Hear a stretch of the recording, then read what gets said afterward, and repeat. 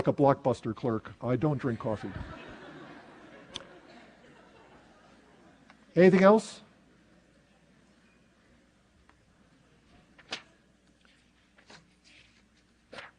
All right, so what are we going to be doing in this course? William James, who wrote the best psychology textbook besides Gleitman, great American philosopher, pioneering American psychologist, defines psychology as the science of mental life. The whole point of psychology is to describe the nature and function of mental structures and processes, the mental structures and processes that underlie human experience, thought, and action. Psychology is the science of mental life. It tries to understand how the mind works. What do we mean by mental life? Well, no better description of what the mind does exists, I think, than the one offered by German philosopher Immanuel Kant more than 200 years ago. He said there are three things that the mind does. It knows things, it feels things, and it desires things. There are three absolutely irreducible faculties of mind: knowledge, feeling, and desire. Great 20th century psychologist Ernest Hilgard, Jack Hilgard, put it another way. He talked about what he called the trilogy of mind, of cognition, having to do with knowing things and believing things, of emotion, having to do with feelings, affects, moods, and motivation, having to do with needs and goals and purposes, drives, desires, all of that kind of stuff. So what psychology tries to understand is how we engage in these kinds of mental activities, how we know things, where feelings come from, what's the nature of motivation, and so on. So the scope of psychology is very broad, and so is the scope of this course. We will focus mostly on basic mental processes, try to figure out how the mind works, and in this course, because we don't have an unlimited amount of time, we're going to focus mostly on basic cognitive processes, how we get knowledge and acquire knowledge and use knowledge. In addition, psychology is interested in things like where the mind comes from. So we're going to be talking about developmental psychology for a little while, how mind arose through biological evolution, how mind changes through the development of the individual. For a lot of the course, we'll be talking about mind in general, how perception and memory and thinking and reasoning work in general. But psychology is also interested in individual differences, in how each individual is unique with respect to the organization of his or her mental life. We all have somewhat different beliefs, somewhat different feelings, somewhat different desires, somewhat different reactions to what goes on around us. These individual differences in mental life are a very important aspect of what psychology is all about. Towards the end of the semester, we'll talk about pathology of mental life, so-called psychopathology, what the various disorders of mind look like, schizophrenia, depression, anxiety disorders, whatever those various mental illnesses are. And then finally, in addition to being a basic science, psychology is an applied science. We're not just interested in how the mind works in the abstract. Psychologists are interested in taking what we know about how the mind works and applying this knowledge in various domains to education, to help the process of teaching and learning be as good as it can be, in psychotherapy for the prevention and treatment of various forms of mental illness, in the workplace to help managers be more effective, to help workers be more productive. Psychology, as a science of mental life, is both a basic science that tries to understand how the mind works and an applied science that seeks to make that knowledge useful in various ways. So what kind of science is psychology? Well, psychology is first and foremost what we call a behavioral science. There are a number of these behavioral sciences, like anthropology and economics and political science and sociology, each of which has a somewhat different approach to understanding the behavior of the individual organism, whether that's a human organism or an animal organism, as the individual interacts with other individuals and with the surrounding environment. That's all the behavioral sciences are interested in that. But each of these behavioral sciences takes a somewhat different approach to understanding behavior. And in psychology, what we're particularly interested in is the mental processes that lead people to behave the way they do. The basic rationale for psychology as a science is to be found in a philosophical doctrine known as mentalism, or sometimes known as mental causation, which, stated formally, basically says that mental states are to action as cause to effect. That is, the individual's mental states cause him or her to do the things that he or she does. The cause, okay, you behave the way you do because you think or feel or desire the things that you do. So, for example, consider fairly dramatic example behavior. A person commits suicide. The question is, why did somebody do that? Why did he or she behave in that particular way? The psychological explanation always explains behavior in terms of the individual's mental states. So, for example, we could give a cognitive explanation for this behavior in terms of what the individual knew, or what the individual believes. So perhaps this person committed suicide because he believed he was of no value. Or we could give an emotional explanation of that individual's behavior in terms of his or her emotions, affects, moods, or feelings. So perhaps a person committed suicide because he or she felt depressed. Feelings, not knowing, not believing, a feeling explaining behavior.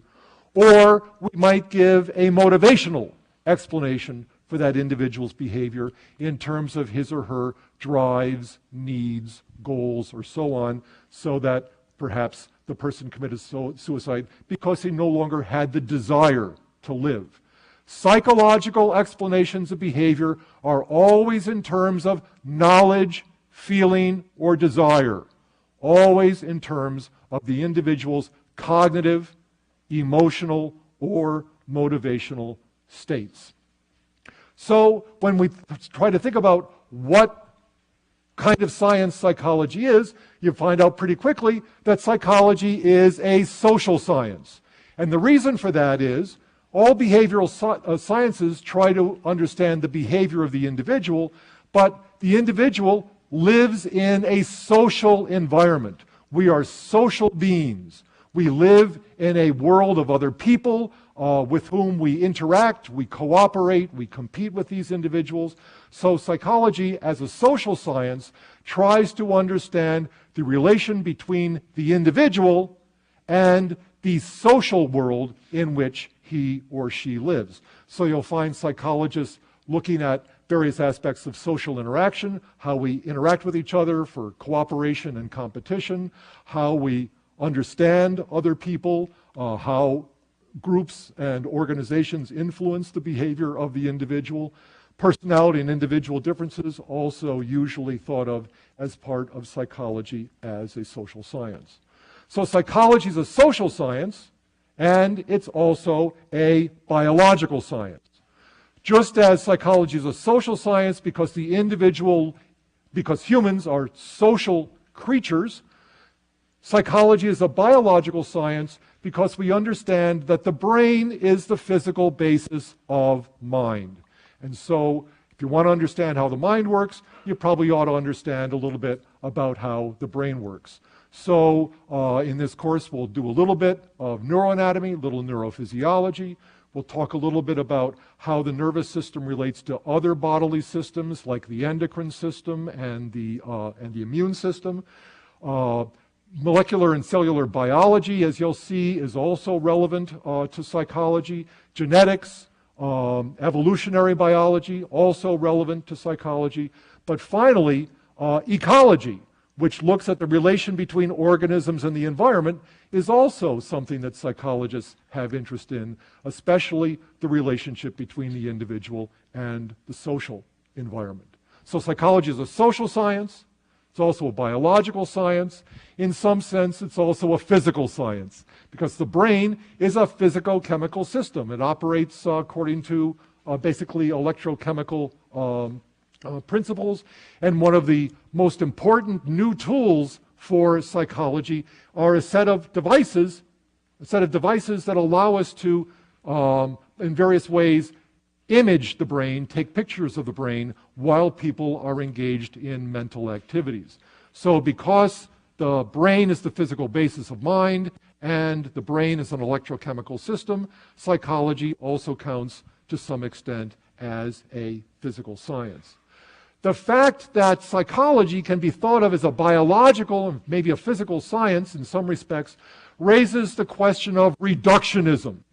It's one of my favorite quotes from Ernest Rutherford, typical attitude on the part of people like him. There's only one science, that's physics.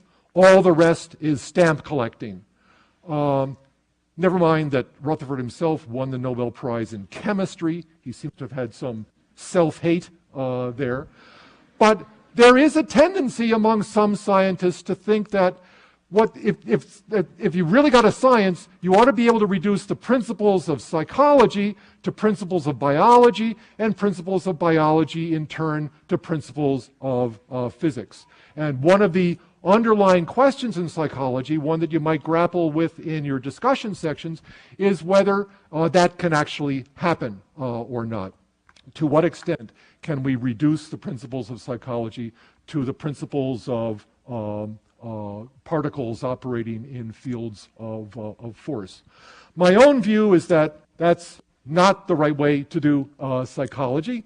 Rather, I prefer that you think of there being different levels at which we can explain various aspects of behavior.